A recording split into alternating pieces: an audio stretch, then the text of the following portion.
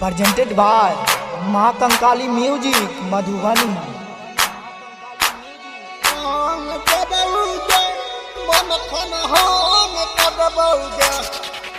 ते जहाँ जाइते खेले न पाइते, ते जहाँ जाइते खेले न पाइते,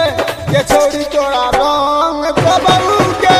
अमन खनहन दबौगे, रे छोड़ी तोरा रंग दबौगे, अमन खनहन दबौगे, ते जहाँ जाइते खेले न पाइते, ते जहाँ जाइते खेले न पाइते, ये छोड़ी तोरा रंग दबौगे, अमन खनहन दबौगे, ये छोड़ी तोरा रंग दबौगे, अमन खनहन दबौगे।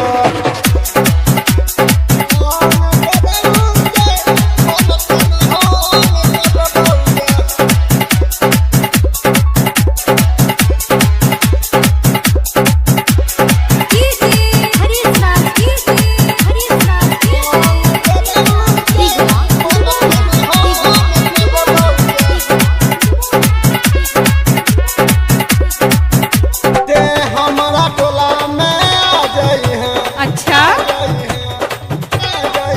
रंग हमारा सब तू केला जाई है,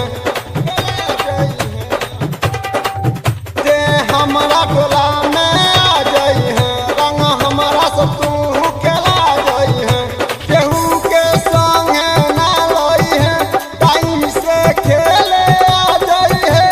के छोड़ी तोरा रंग दबौगे, अमन खनहन दबौगे, के छोड़ी तोरा रंग दबौगे, अमन खनहन दबौगे।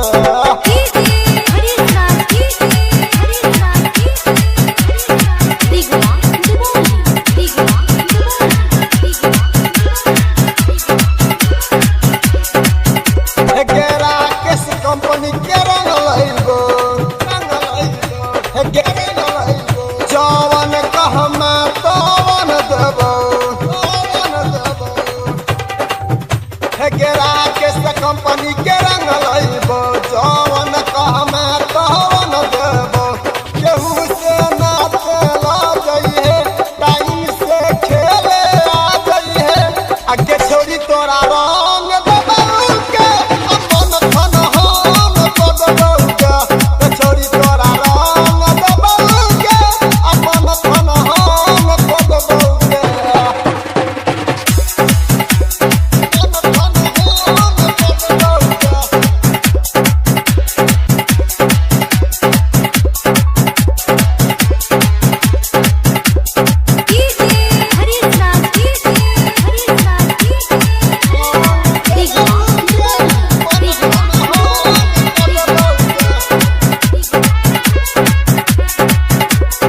सूरज के फेरा में पड़ल बारे,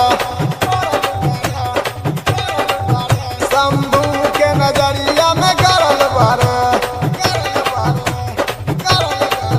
अशोक के फेरा में पड़ल बारे, सोनू के नजरिया में गरल बारे, सरवन विजय के मानल बतिया जवानी से पूरा भरल बारे,